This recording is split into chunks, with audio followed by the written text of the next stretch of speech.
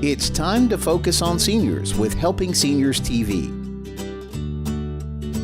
The television show designed to make you aware of senior issues and needs, as well as to acquaint you with the resources available to help you age in place and with dignity. Now, here's your host, Joe Steckler. I'm Joe Steckler, and welcome to Helping Seniors, the television arm of Helping Seniors of Brevard County. Our show is designed to provide you with information on how to develop your own aging and care plans. Our topic today is the Aging Advocacy Council of Helping Seniors. And joining me is Lance Jarvis, Elder Advocate, and Beth Courtney, Financial Advisor from the Courtney and Braswell Financial Team. And she's also a board member of Helping Seniors of Brevard County. Welcome, Lance. Thank you, Joe. It's great to be here. Welcome, Beth. Thank you, Joe. Yeah. I won't say what I was going to give. I was getting my two panels before the show, but I'll be nice. I won't mention it again. But, you know, if you can't have fun doing whatever you do in life, I frankly don't think there's a whole lot of reason for doing it. I'll have to agree with that. Yeah. I've actually had 3 careers. This is my 3rd career. And I've enjoyed everything I do. And one of the reasons I enjoy it is because of the people I get to work with, the people that have supported me. And I like to go back and think about a military career where some of these guys walk around with 35 and 40 medals and ribbons across their chest and everything. Very few of them got any of those all by themselves. It always takes a team effort to do whatever we do. And that's one of the biggest things I think we've been able to put together with the Advocacy Council. And that's what we're going to talk about today. But first, before we even talk about the Aging Advocacy Council and what we've done, I would like for you, Lance, and you, Beth, to give a little bit of your background so that people can understand the expertise and that the people that are behind the scenes trying to put some of these papers together so that we can convince the commissioners that there is a need for an aging plan in Brevard County. First, Lance, how about your background? I've worked with seniors extensively through my volunteer work with SHINE. SHINE, which stands for Serving Health Insurance Needs of Elders. Although I'm not here today representing SHINE, merely making the point that I have worked with elders for a number of years. In addition, some years back, I was on the board of directors for the Freedom 7 Senior Center in Cocoa Beach and had an opportunity to interact with many seniors, right, and listen to their concerns, their joys, their problems, as I do now with my work with SHINE. So I have a very significant amount of interactions with seniors, although I must also add, I am one. Yeah, well, I'll also point out that in 1996, you were the co-chair of the United Way survey that was done over a 3-day period where we had several, maybe over 100 people that participated in a 3-day session to determine what the needs were for Brevard County. We came up with 17 major needs. 12 of those needs addressed senior citizens, and you were the vice chair of that effort. Yes. So I think that your experience goes all the way back to 1996 and comes forward to 2016. Yeah. So that's quite a bit of experience. No, it's been a joy. Yeah. Beth, you're a financial advisor. And what made you, other than the fact I asked you, what made you really willing to join the board of Helping Seniors and then participate to the extent that you have in the Advocacy Council? Why do you think this is so important? Well, of course it is because you asked me, Joe. But also, Lance just triggered a memory, which is that when I was, I think, 12, I was a candy striper in a nursing home. And that was actually a seed plant for me to start recognizing what seniors were going through, the problems that they faced and the needs that they had. So that probably was a seed plant back then. As a financial advisor, especially in this particular geographical area, a significant portion of my clients are seniors. So I'm very well aware of their issues, whether they are financially strong or not. I'm a caregiver for my own parents, my mom and stepdad. So I'm keenly aware of the health struggles and that kind of thing that they face. So probably just the combination of all my experiences, witnessing what seniors go through, it was just very natural when you asked me to do that. Well, that sort of leads to the next question I had, and that was the importance of our viewers understanding how very important it is for people of all age groups to understand the current and what I will call emerging needs of seniors, because knowledge of what seniors need / want is not something that just happens. It just doesn't magically appear on the table.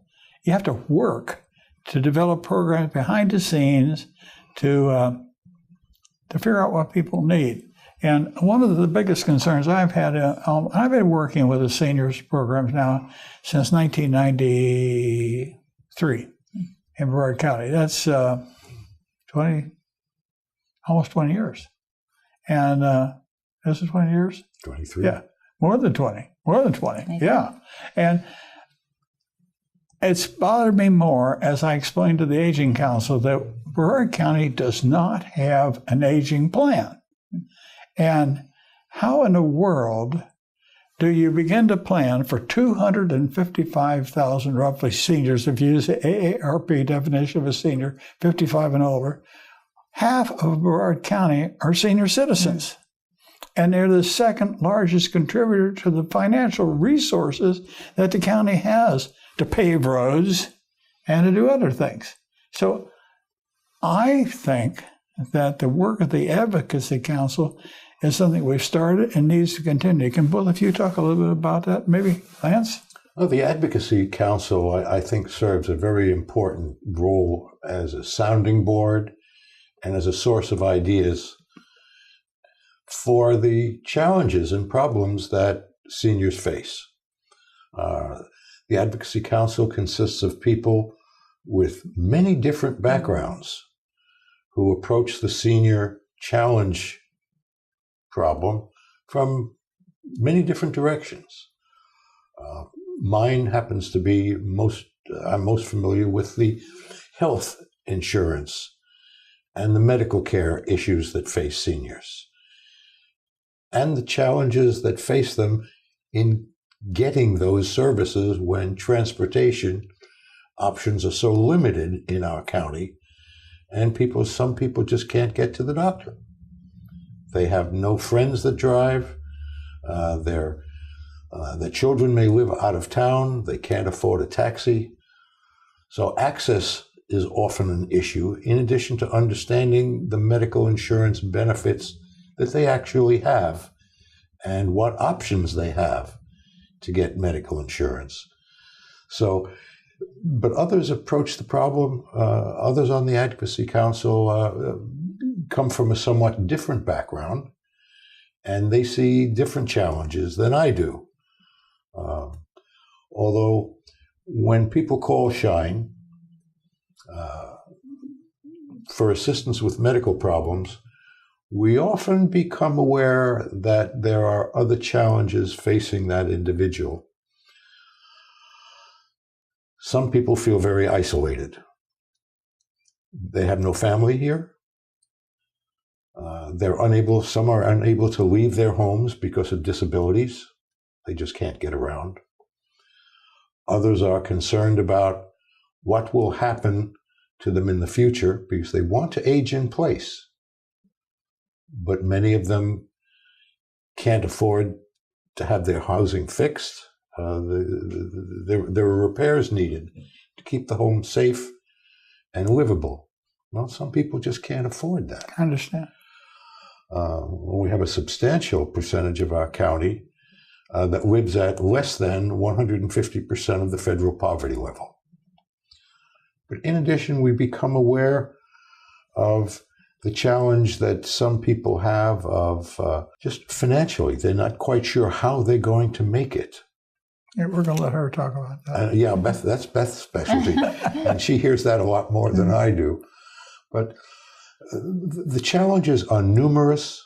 They're challenges that many of us, before we became involved with working with seniors, were simply unaware of.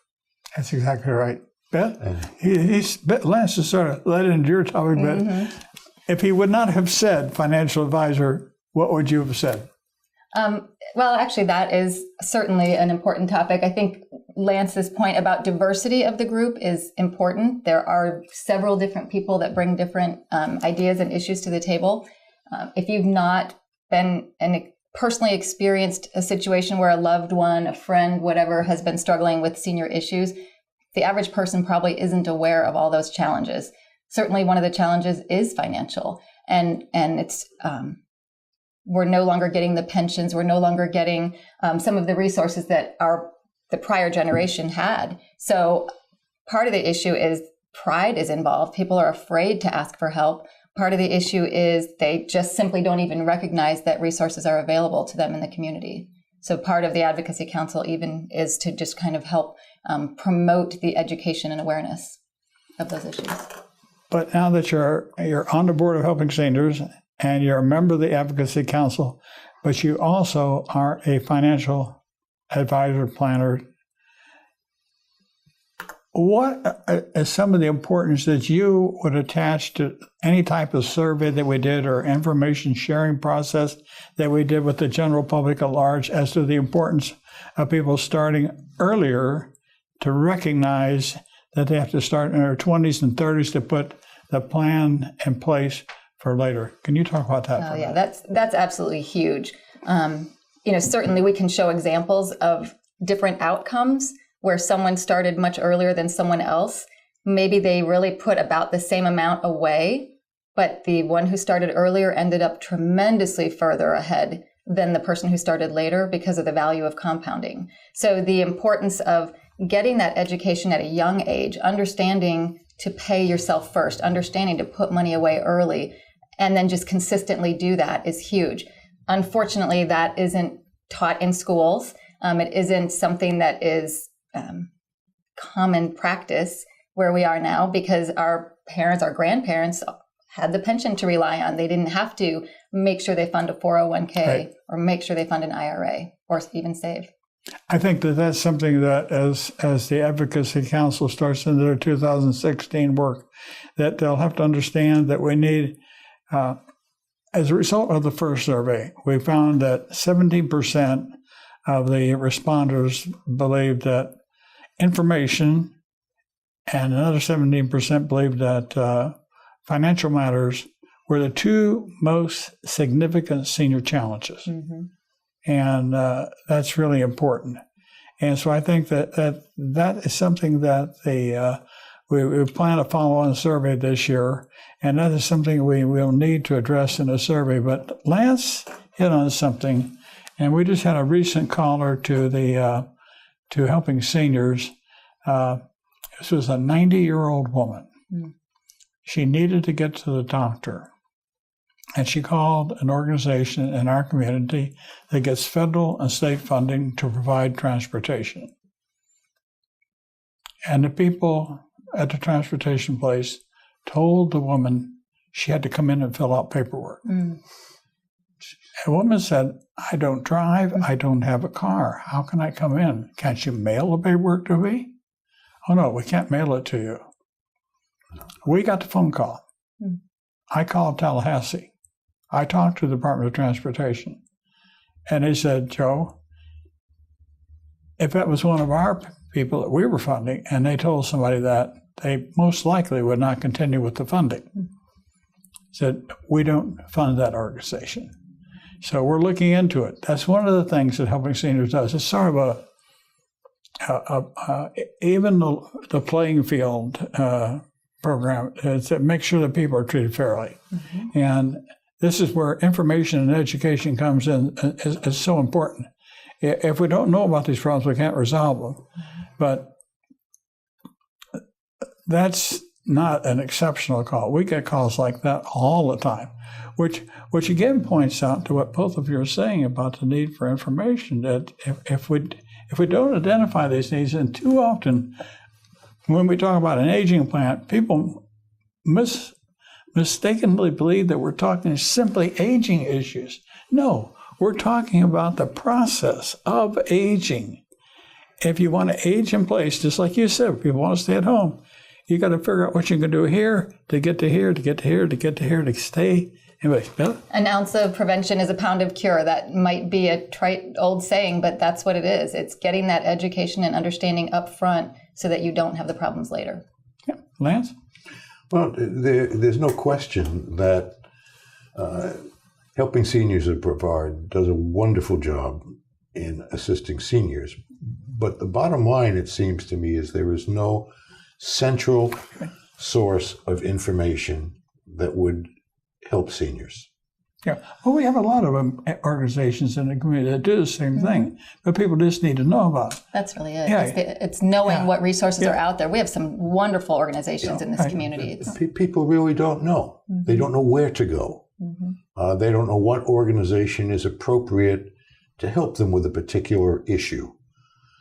And it seems to me that as part of a county aging plan, that's something that needs to be put in place. Yeah. I don't think it's enough that the county commissioners would think that simply 211 Brevard is going to do everything that needs to be done, because we're talking a very depth-wise type system. It's not just giving somebody a phone number. I did a show with Lance recently on Shine, and we talked about how the Shine counselors often pick up on other needs of people. So this takes it a step further on an aging plan. An aging plan is something that is going to advocate on having a community that is friendly to aging. The Department of Elder Affairs started a program called Elder Friendly Communities in 2004, 16 years. We do a beautiful job of talking about it. It's nice to say it has, both laughing, it has a beautiful ring to it. Oh, it does. But aging is more than 8-foot wide sidewalks illuminated by fluorescent lights at 11 o'clock at night. When somebody told me about that, I said, I don't want to go out and walk at 11 o'clock at night under a fluorescent light on a sidewalk. I'm ready to go to bed. We tend to forget, or we try to make everything fit one situation. It doesn't work. And, what would both of you independently think about what you each have taken away from being on the Advocacy Council and participating in the survey, and what we've sort of gleaned from a survey? I'll ask you first, Beth, this time instead of Lance. Going back to that comment about the diversity, just the number of different types of needs. Some are going to are going to be appropriate for most people, but some issues are just things that the average person would never have thought of. So bringing those to light and bringing solutions along with it, not just saying, hey, there's a problem. It's, these are challenges, and here are some ideas about how to make change. Yeah. Lance? Well, Joe, when you read the written comments that people made on the survey that was done by the Advocacy Council, you realize that what Beth just said is true. People have, as their first priority, very different concerns. And this was a small survey done with just a couple of hundred people. It seems to me that we need a much larger scale survey done within the county to identify those needs in what I'll call, Joe, with apologies to you and the rest of the Advocacy Council, a statistically valid sample, much larger than that. I mean, if we have over 250,000 seniors, right, the 1% that we were able to contact through the Advocacy Council isn't enough. It's not enough to give us the depth of information that we need to really do the proper planning. The problems and issues that people identified are extremely varied. And clearly not all of them can be addressed at the same time. The need for information is certainly one matter, one priority that needs to be attended to. But so is the problem of transportation. So is the problem of isolation and loneliness that many feel. I understand that some of the people that call Shine keep us on the phone because they are lonely, because we are the person they talk to. But until I saw the survey, I didn't realize how significant an issue this really is for many seniors. Quite a few in that limited survey express loneliness, fear, isolation. None of these are good. None of these are good for aging. Oh, and if 400 people, 400 plus people are willing to say that, the old saying, where there's smoke, there's fire. Oh, for sure. Should be pointing out to our commissioners that this is a problem that does not need to be kicked down the road any further. We need to do something now to address these issues. I'm not saying that we need to go out and put a $10 million plan in place. I'm saying that, say, perhaps the Housing and Human Services part of the Brevard County government should probably take the issuance of a countywide survey under their purview so that it gets more attention. And we reach out through Channel 13, through all the television media, through the churches, and through Florida Today, the newspaper. If we do this thing the right way, we can get very, very good information. This is not the type of thing as you get 100 people in a room and you put pieces of paper around the room and everybody has a hot idea they think about. This is a very short survey that people should really think about in the confines of their home, because, failure to recognize that we've got some severe problems is going to make the resolution of it not only more costly in the future, it's going to hurt people. And that's a big concern that I have. Would either one of you want to make a comment on what I'm saying? Well, I couldn't agree more that a larger scale survey probably should be conducted by the county or under the jurisdiction of the county or subcontracted by the county. But I think it's important to recognize also that when we're talking about addressing seniors' needs, we are not necessarily saying that the Brevard County government is in a position to address all of them. Rather, they can encourage other not-for-profits. They can coordinate. They can serve a role of coordinating the addressing of these various issues. So we're not talking about initially the need for lots of county money. But what we are talking about is the county taking the initiative to help see that these are addressed, building a team with other organizations and getting started. Just putting some words into action, identifying the most critical issues, starting to figure out what resources already exist that could be meeting those needs, and then educating the public about those resources. What do you think? And we've talked about the ability of individual organizations to build endowments to do things to help people.